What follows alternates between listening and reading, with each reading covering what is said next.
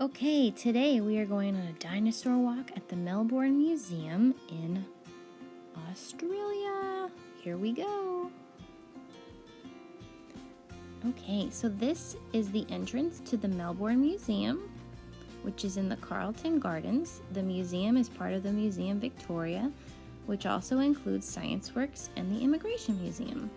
The museum holds millions of objects in their collections. The objects help us understand the world around us. Man, what are some things you might see in a museum? What do you think?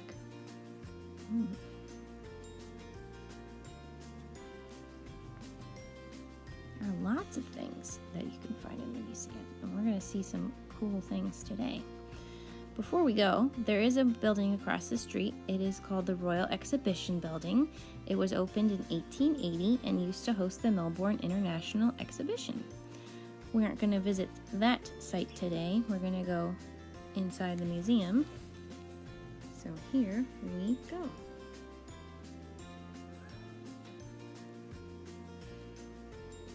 Ready? Let's go inside. Okay, so this is the Dinosaur Walk. It is an exhibition inside the Melbourne Museum that has many dinosaurs and other extinct animals. You are going to see many skeletons of these creatures as we walk back in time. Much of the information you will hear today comes from the work of paleontologists who are scientists who study fossils. So let's take a look at our first dinosaur. So this guy here is called the Sarbosaurus, which means alarming lizard, and this ferocious dinosaur lived in Mongolia. It has a large skull and powerful jaws like the Tyrannosaurus rex, but it was much lighter and not as top-heavy. And they have some pretty small arms there. Short arms, they couldn't even reach its mouth, and this animal was a carnivore, which means it was a meat eater. And this one was a cast made out of a fossil skeleton of a teenage Sarbosaurus, so it's not even fully grown. Okay, question time. What is a carnivore? If you said it's a meat eater, you are correct. Good job. Let's go find another dinosaur. So this dinosaur here is called the Gallimimus. The Gallimimus is the largest of the bird-mimicking reptiles. It had a beak with no teeth and was probably an omnivore, meaning it ate both meat and plants. And it had powerful legs for running. I'm going to show you those legs in just a second. They kind of look like ostrich legs, right? It had long arms too with flexible, there those legs are. Long arms with flexible fingers and claws that could be used for digging, collecting food, or holding down prey. Well, question, what is an omnivore? If you said it's an animal that eats meat and plants, you're right. All right, the next one is the Deinonychus. So this little guy helped us learn that dinosaurs were actually pretty fast. So before this, we thought they were slow, but it turns out they can be pretty fast and move very quickly and very agile, right? Neat. And they had a pretty fearsome claw. You see that down there? It had a second claw on its foot, and it was a curved blade, and it could have been used for killing prey. Neat.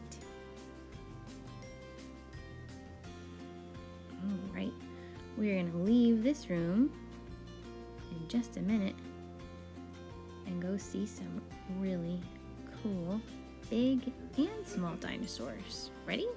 Let's go. Okay, these dinosaur skeletons range from large to small, and in this section we can see a lot of them. So, the first dinosaur, whoa, that's a really big one, right? That's a lot. A lot of big dinosaurs and lots of small ones. The first one that I'm going to point out to all of you is that guy. He's a Hypsilophodon, which was a small, fast-running dinosaur. It's not much larger than a cat, running upright on its back legs and using its tail to balance. And this dinosaur was an herbivore. Who can tell me what an herbivore is?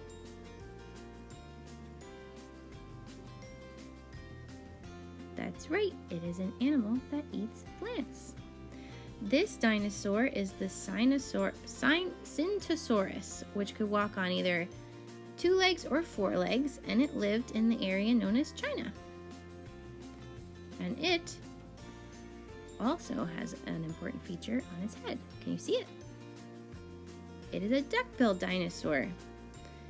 So it was an herbivore and used its massive grinding teeth to eat tough leaves. Pretty cool.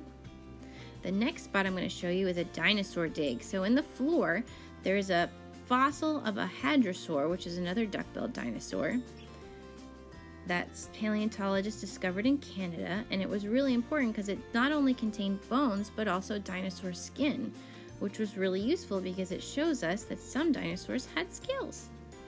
Neat. The last dinosaur here is the Mamenchisaurus. Whoa.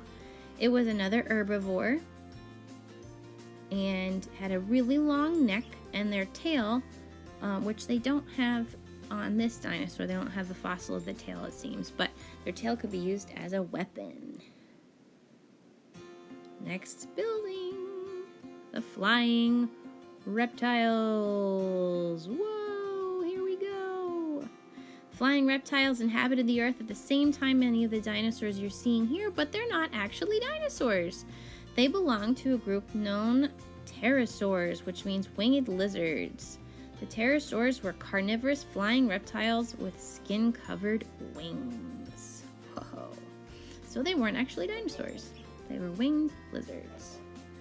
The first one we're going to look at is this guy. So this is the Quetzalcoatlus, which is the largest flying reptile on display, and it may have been the largest flying animal ever.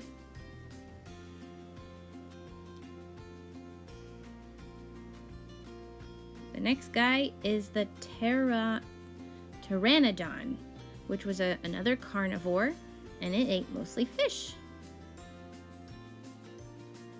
This guy is the Anyangwera, which is another carnivorous flying reptile and also ate fish, and it could take off by running along the ground with its back legs.